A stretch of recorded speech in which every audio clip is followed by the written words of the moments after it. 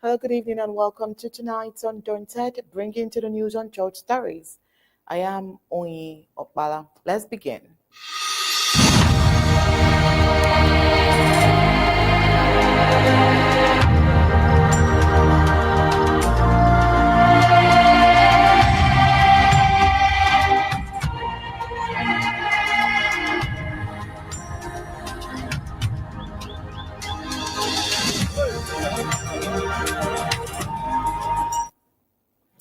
Today's headlines underscores the rapidly grumbling and crumbling foundation of La Republic du Cameroon as it grapples with the devastating consequences of its failing war against the resilient people of Ambazonia. With mounting evidence of mismanagement, economic collapse, and a government struggling to maintain even the most basic functions of the state. It is clear that the tides are turning against the colonial regime. In a nation reeling from its misplaced priorities, the inability of La Republic du Cameroon to meet its financial obligations to teachers and lecturers has laid bare the true cost of a war that continues to drain the nation's coffers. Instead of investing in education and public welfare, the regime remains fixated on funding its military operations, attempting to suppress the Ambazonia liberation movement. These glaring neglects sparked unrest within the civil society, with questions mounting over how long the colonial government can sustain this unsustainable trajectory. Meanwhile, in a desperate attempt to manage its tarnished image, colonial leaders from the National Gendarmerie and the Cameroon Bar Council gathered in Yaoundé to address their strained relationship.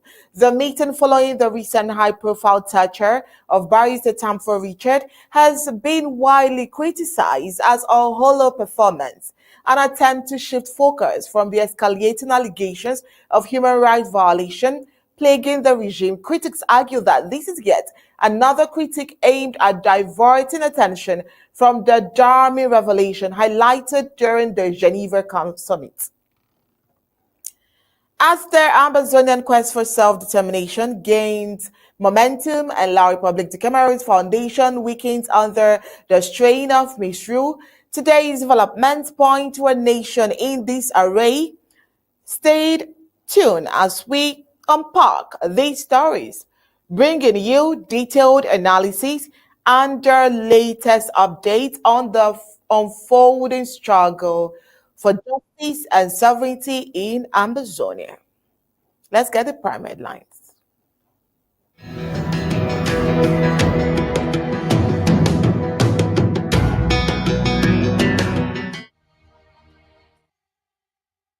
Here are the prime headlines for tonight. The University of Bamenda lecturers, the union had frowned at the colonial regime's inability to keep its promises. They have used this opportunity to announce strike if allowances are not paid. La Republic du Cameroon's major commitment, 200 low-cost houses for the Federal Republic of Ambazonia. Also tonight, La Republic du Cameroon champions and shows that they pretend about accountability. Cabral Libii, member of the parliament of the opposition bench of La Republic du Cameroon National Assembly, has called out colonial ministers as failed to consider the common man.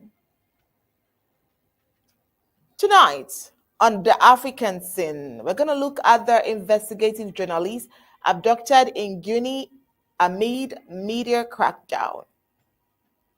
Also, Trump asked Georgia court to dismiss election interference case against him. Now let's get the news in full briefings.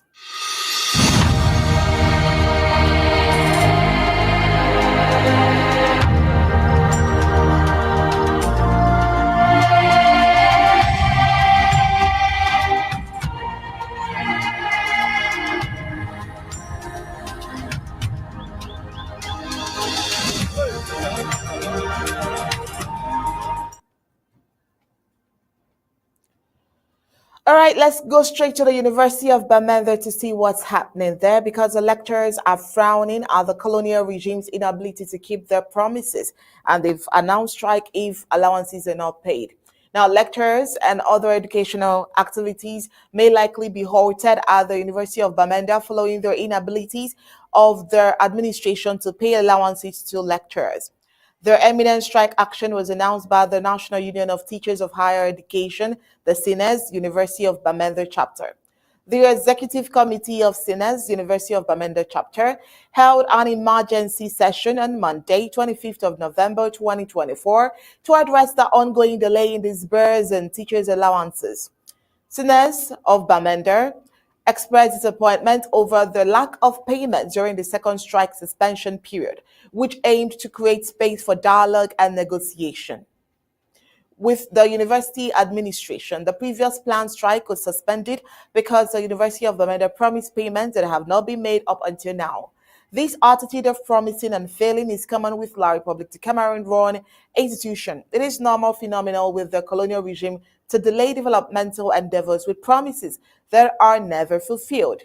The delayed tactics of the University of Bamenda towards the payment of the allowance put into question the concern of the institution regarding the rights of the students to education. The students are not the center of concern to the administration. If not, the lecturers could have been given the necessary motivation for them to teach and lecture.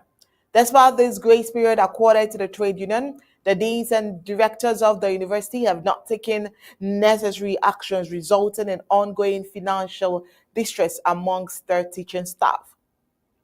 Since University of Bamenda issued a strong worded statement emphasizing the negative impacts these delays have on lecturers and their well-being.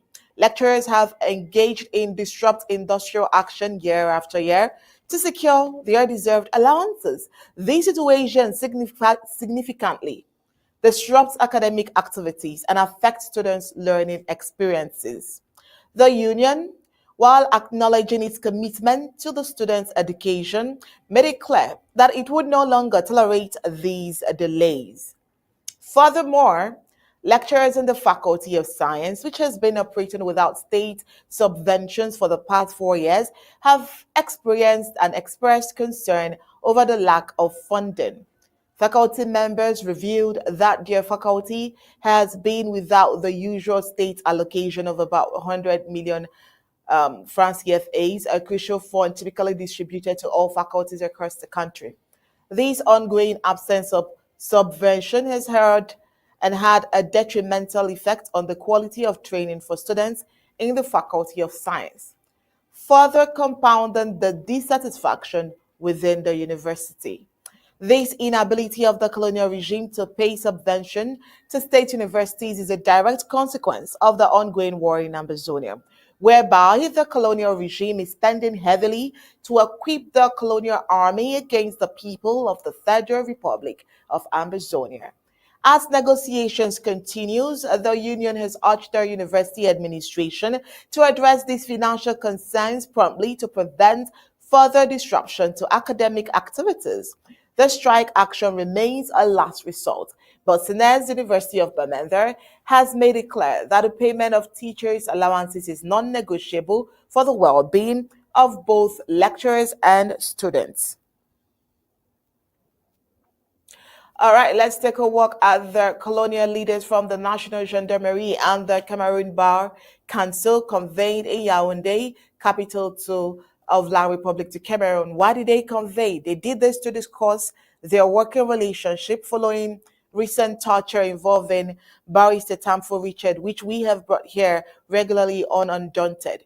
Well, critics assert that this meeting is merely a tactic to distract from the serious torture allegations facing colonial government since the Geneva meeting. Now, report has it that over 72 hours after, and it has passed since the Galaxy Etoile, the colonial secretary of state at the colonial Ministry of Defense, ordered an investigation into the incident. But what investigations are they talking about? In La Republic de Cameroon, according to reports, investigations have become synonymous with inaction. often producing nothing but empty promises. Barrister Tampo was physically assaulted by gendarmes and her officers of the Beer administration. Instead of genuine accountability, the colonial government opts for hollow discussions that do little to deter further violations of law and ethics. If there is any hope for change, it lies in demonstrating zero tolerance for such behavior. Starting with the officers involved, the incident was captured on camera, providing clear evidence that cannot be dismissed. During the December 3rd, 2024 meeting, both institutions agreed to establish regional focal points to enhance cooperation and facilitate ongoing dialogue. However, many lawyers are dissatisfied with the Bar Council's tepid response, insisting that meaningful actions should replace mere discussions. The timing of this meeting coincides with heightened security of La République du Cameroon by the UN Committee on Torture, which concluded its discussions in Geneva. Meanwhile, observers believe that the colonial government's actions are designed to project an image of concern and accountability, all while obscuring the real issues at hand. Now, let's take a look at the promise of over 200 houses to Ambazonians. The colonial government has unveiled plans for 200 low-cost houses in the Atlantic and Midland zones of Boer and Bamenda, respectively. According to reports, by 2025, this is supposed to happen. Now, this follows the announcement of a modern slaughterhouse set for completion in Bamenda by 2027. This approach, as usual, raises eyebrows as the British Southern Cameroon territory continues to face serious neglect, while French-speaking La République du Cameroon receives substantial infrastructure investments.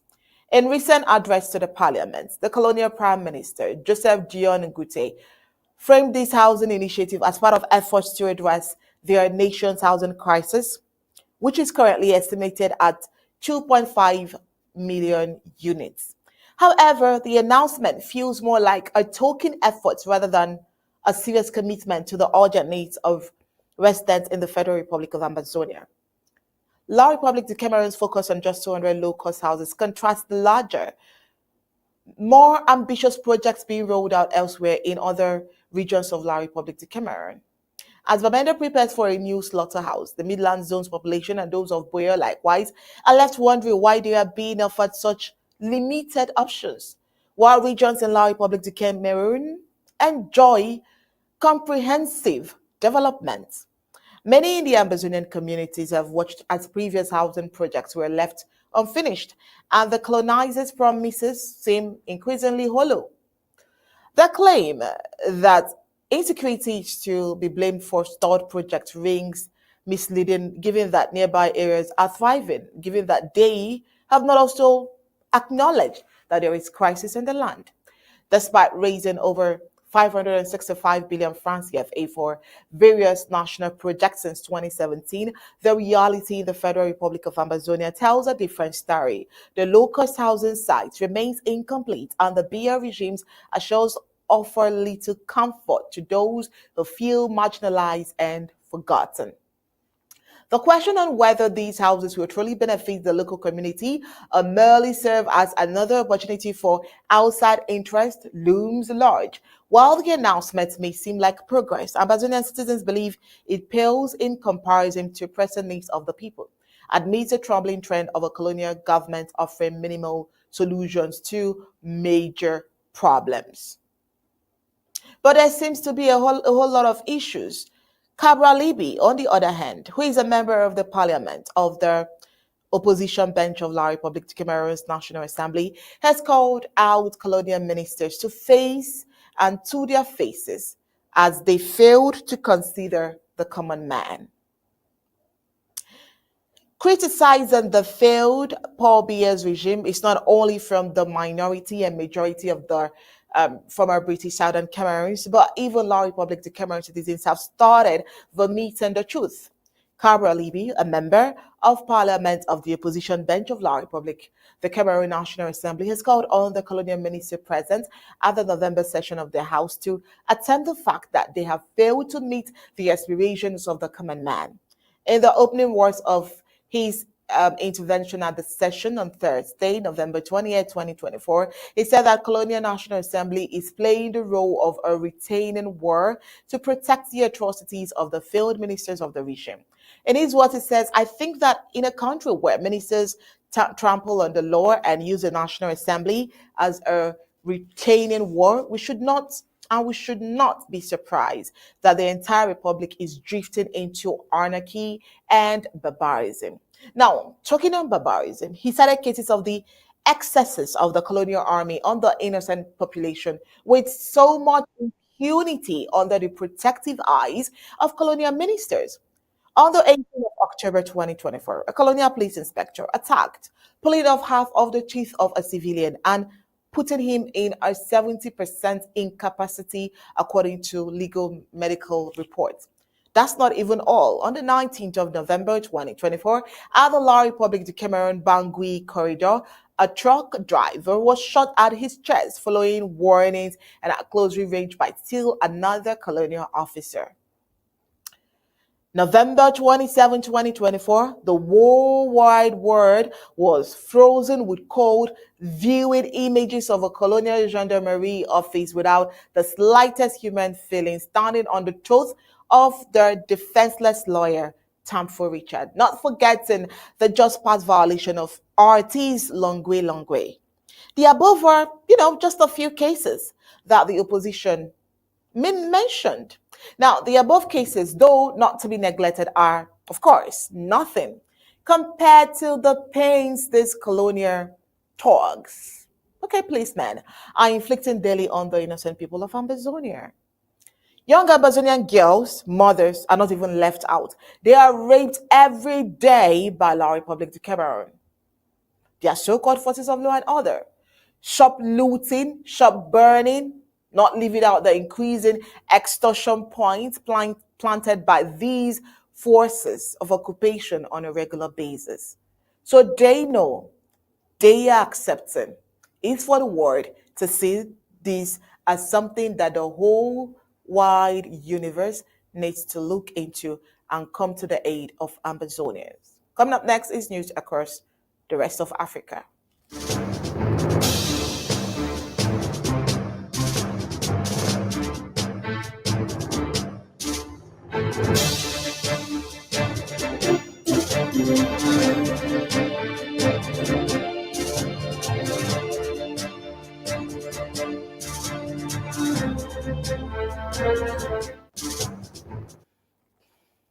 Well, an investigative journalist in Guinea, Habib Marunwana Kamara, was abducted on Tuesday evening in the capital city of Conakry by men dressed in security forces uniforms. His wife and lawyer confirmed on Wednesday. This incident highlights the escalating repression of independent media under the regime that has ruled Guinea since 2021. Kamara, editor-in-chief of the investigative news outlet, was on his way to meet a businessman and a friend when the incident occurred. According to his wife, Mariama Lamarana Diallo, a friend accompanied Kamara, re-encountered that their vehicle was stopped by men in pickup truck wearing security uniforms. The attackers shattered the car's rear windscreen, forcibly removing Kamara, and assaulted him with batons until he lost consciousness. The friend, who was also taken into custody briefly before being released, has since gone into hiding. Diallo, carefully speaking to reporters, revealed that she has not heard from her husband since the abduction.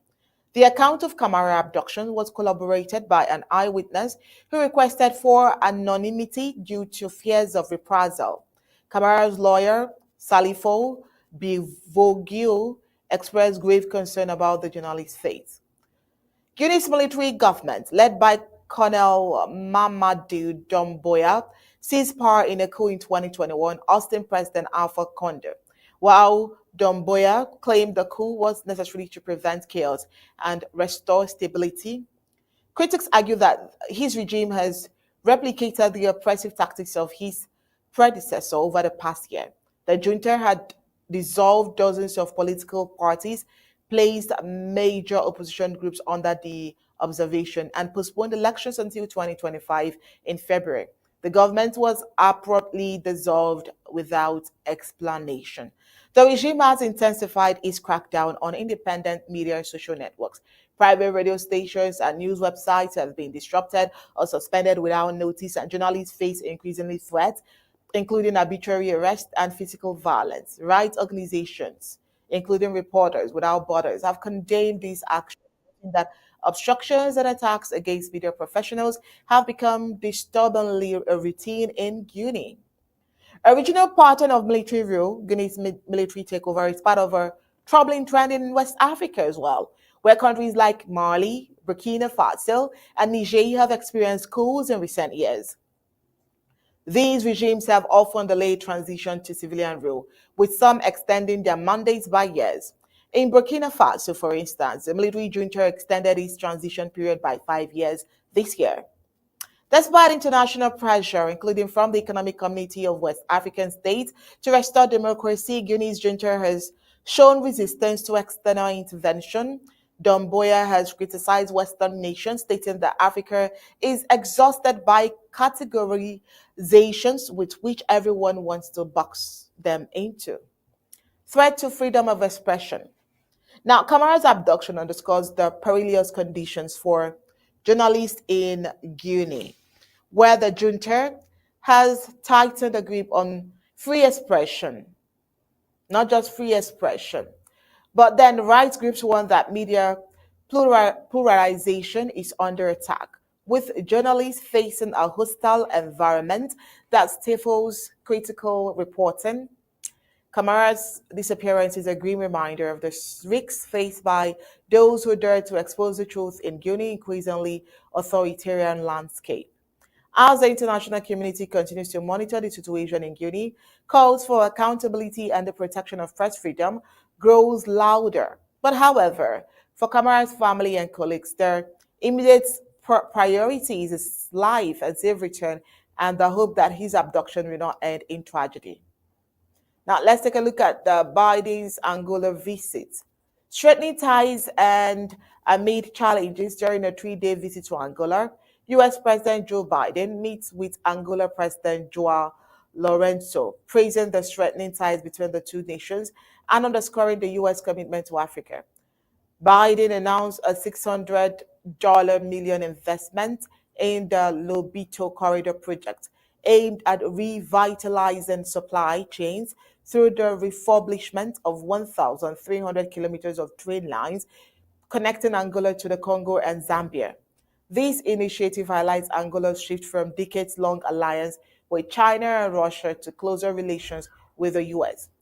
Biden's visit also included a stop at Angola's National Slavery Museum, where he reflected on the shared history of slavery between the two nations and emphasized the potential for future economic cooperation. However, his trip was overshadowed by controversy over his pardon of his son, Hunter Biden, for federal gun and taxes offenses. This marks a reversal of Biden's clearer stance against using presidential power for personal benefits. With Biden set to hand over power to the President-elect Donald Trump on January 20th, Laurentia and other African leaders are already looking towards potential shifts in U.S. policy. Biden's administration offers and officials express hope that Trump will continue supporting business-friendly initiatives in Africa, including the Lobito Corridor. And now, the rest of the news across the globe is now on the end. Let's get to news across the globe.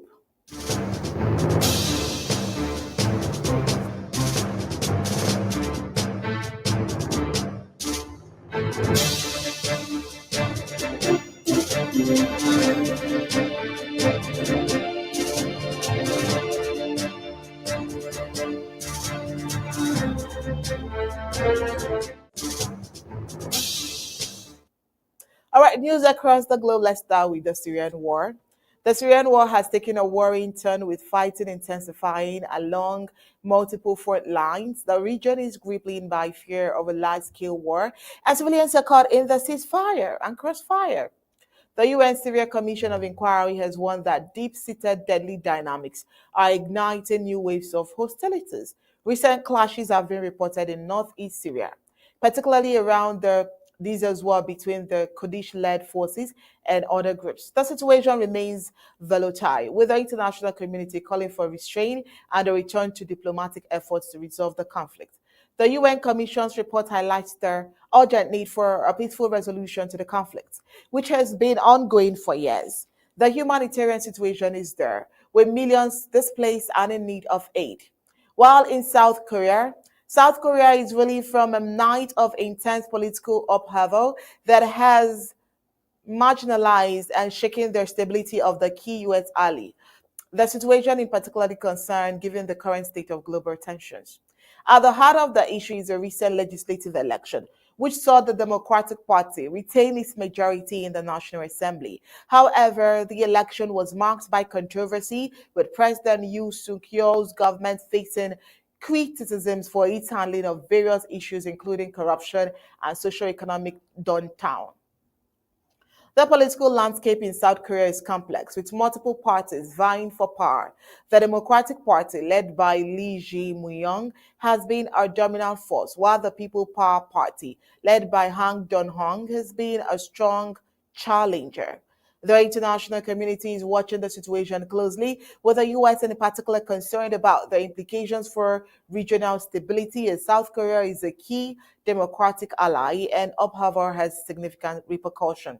It's worth noting that the election saw a high turnout, with around 67% of eligible voters casting their ballots.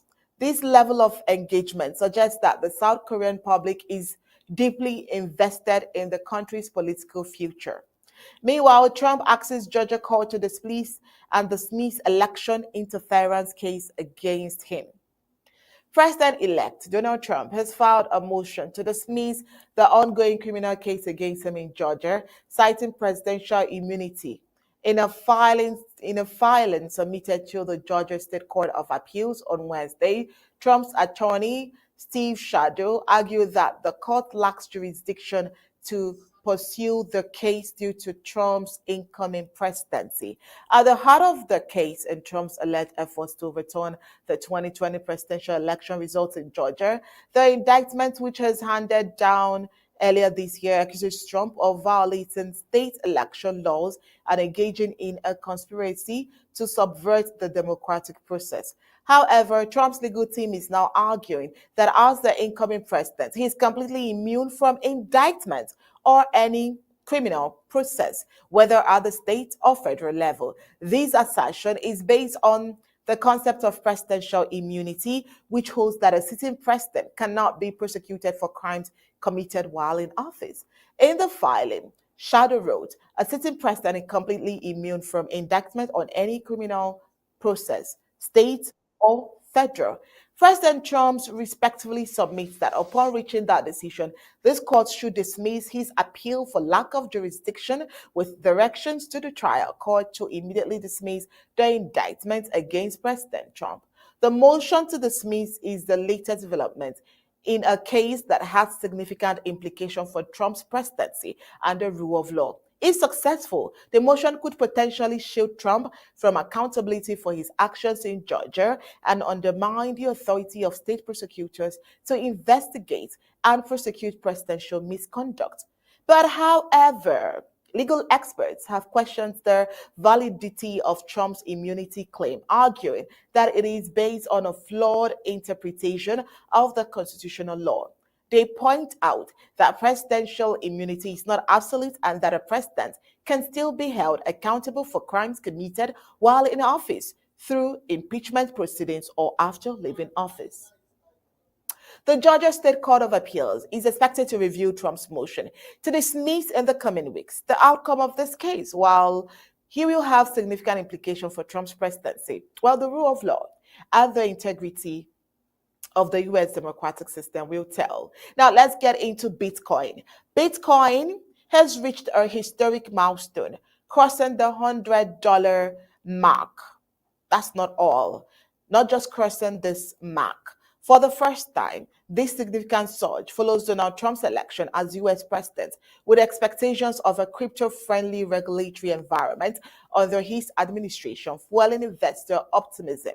Since Trump's victory, Bitcoin's value has climbed by 45%, largely driven by institutional investment in Bitcoin backed exchange traded funds. The achievement highlights Bitcoin's increasing legitimacy and its growing integration into the mainstream financial system. Analysts view the $100 threshold as both a psychological and strategic benchmark, marking Bitcoin's evolving role in the global economy. However, experts urge caution. Sarah Streeter, head of money and markets at the Hargreaves Lansdowne, emphasized the importance of prudence, stating that while crypto may play a role in the future of finance, the uncertainty around global regulation means investors should only allocate funds they are prepared to lose. All right, that's all we have for you on tonight's Undaunted. Coming up next is a recap.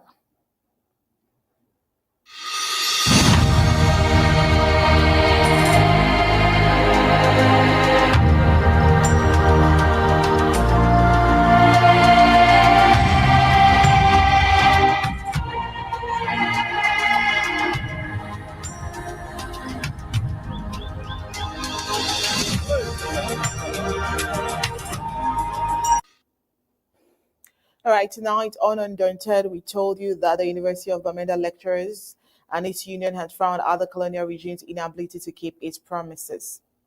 All right, La Republic de Cameroon's meager commitment of 200 low-cost houses for Federal Republic of Ambazonia seems not to be so true. Also tonight, we talked about La Republic de Cameroon being champions of pretense when it comes to accountability. Cabral Libii, who is a member of the parliament, has called out colonial ministers as they have failed to consider the common man. On the African scene, we talked about the abduction in Guinea amid media crackdown, while we told you that Trump has asked Georgia Court to dismiss election interference case against him. That's it for tonight Undaunted. Bringing into the news untold stories. On behalf of the technical crew and the Undaunted, we say thank you for being part of tonight's news. Good night and God bless.